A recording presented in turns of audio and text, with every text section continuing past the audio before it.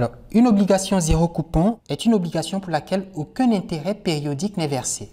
Mais d'où provient alors la rémunération d'un tel actif? La rémunération provient uniquement du prix payé aujourd'hui, par exemple, P0, et c'est précisément ce prix que nous voulons déterminer. J'ai dit uniquement du prix, je devrais dire de la différence entre le prix payé aujourd'hui, donc de la différence entre le prix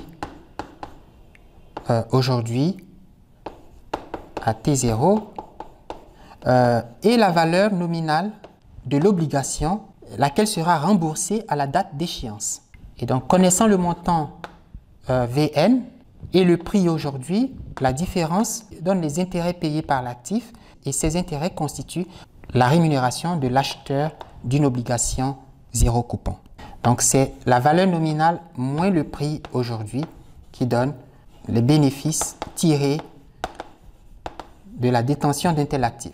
Pour pouvoir l'acheter, il faut que ces bénéfices soient positifs, n'est-ce pas? Or, ces bénéfices sont positifs si et seulement si le prix aujourd'hui est inférieur à la valeur nominale de l'obligation.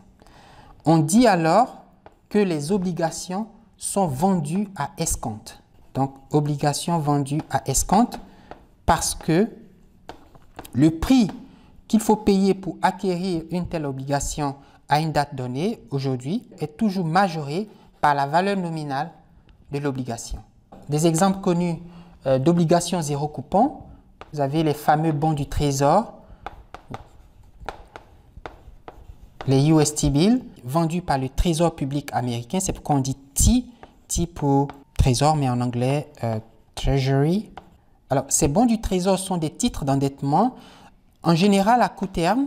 Ça veut dire que la date d'échéance, la date à laquelle sera payée la valeur nominale de l'obligation est en général de quelques mois. Donc, 3, 6 ou 12 mois. Pour les T-bills, ils sont émis fréquemment, en général chaque semaine, par le Trésor public américain, de la part du gouvernement américain pour emprunter de l'argent. Et qui est le prêteur?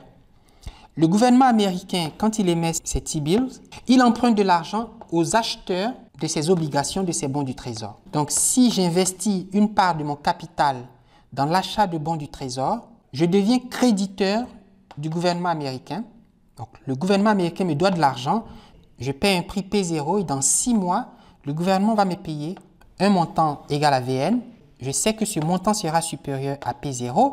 J'aurai donc fait un profit substantiel égal à la différence entre la valeur nominale de l'obligation du bon et puis le prix auquel j'aurais payé pour cette obligation, pour ce titre d'endettement.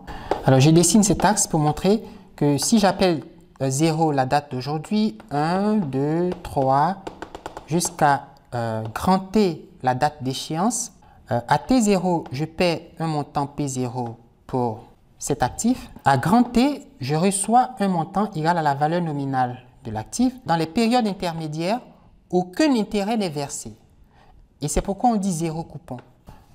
Aucun intérêt n'est versé pendant la période d'attente. Le montant total des intérêts, c'est la différence entre la valeur nominale et le prix de l'action. Comment donc fixer le prix d'un bon du Trésor? Fut-il un bon du Trésor américain ou français ou canadien ou algérien, chinois, peu importe. Le prix, aujourd'hui, qui vaut P0, sera déterminé un peu comme on l'a fait pour les actions. Il y a T unités de temps, disons 6 mois par exemple, entre T0 et plus grand T. Et nous avons vu que la valeur future, ici la valeur nominale d'un capital, c'est la valeur actuelle. Pendant une période de temps grand T, à un taux d'intérêt R, et je vais revenir sur ce taux d'intérêt, calcul est donné par cette formule. Mais cette valeur future, c'est la valeur nominale. La valeur actuelle, c'est le prix, P0. Et donc, le prix auquel il faut payer pour un bon du Trésor, qui est une obligation zéro coupon, c'est la valeur nominale sur 1 plus le taux d'intérêt ou le taux de rendement d'une obligation zéro coupon exposant grand T, où grand T est le nombre d'unités de temps qui sépare la date d'aujourd'hui à la date d'échéance. Grand T égale à échéance de l'obligation zéro coupon, par exemple du bon du Trésor. Petit r est le taux de rendement effectif. Alors, pour trouver le prix d'un tel bon, il faut commencer par calculer le taux de rendement effectif. Et ça, c'est le taux nominal. D'ailleurs, je vais l'appeler I. I pour taux d'intérêt nominal et puis R pour taux d'intérêt ou taux de rendement effectif. On a vu, c'est 1 plus le taux nominal sur le nombre de capitalisations pendant la période de l'investissement, ici 12 mois, mais comme je capitalise chaque 6 mois, alors M égale à 2, puisqu'il y a 2 fois 6 mois dans une année ou dans 12 mois. Exposant M moins 1. Donc j'ai R égale à 1 plus I, c'est 0,08, 8%, divisé par 2 au carré moins 1. Et ça fait 8,16%. Voilà, mes amis, le taux effectif. Vous voyez qu'il est légèrement supérieur au taux nominal, évidemment, puisqu'on capitalise un certain nombre de fois dans l'année. Avec ce chiffre, on peut calculer le prix du bon du Trésor qui a ses caractéristiques. Il vaut la valeur nominale sur 1 plus. Alors, 12 mois, ça fait une année, donc c'est exposant 1. Et la valeur nominale, c'est 1000 $. 1 plus 8,16%, c'est 0,0816. Ce qui donne P0 égale à 924,56 $. Voilà le prix à payer pour ce bon du Trésor. Vous voyez que le gouvernement américain qui doit vous payer dans 12 mois, donc dans un an, 1000 $, pour un titre d'endettement qui a cette caractéristique, doit le vendre aujourd'hui à escompte, c'est-à-dire un prix inférieur à la valeur nominale, et nous calculons ce prix qui vaut environ 924 $. Alors, la rémunération obtenue par le détenteur du titre obligataire, j'appelle intérêt, les intérêts ou les bénéfices obtenus. On a dit, puisqu'il s'agit d'une obligation zéro coupon, ces bénéfices, ces intérêts, ces flux, cette rémunération provient de la différence entre la valeur nominale et puis le prix de l'action de l'obligation. Donc, c'est 1000 moins 924,56 $, ce qui fait à peu près 75,44 $. Voilà le bénéfice que vous tirez en achetant cet actif. J'ai P0 qui vaut 9768,31 égale la valeur nominale qui est de 10 000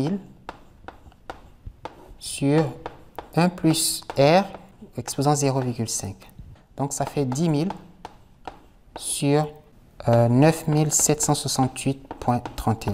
Je mets ici une demi et comme ça j'élève ce terme au carré et puis ce terme au carré et puis le carré il annule. J'ai R plus 1 égale à 10 000 sur 9768,31.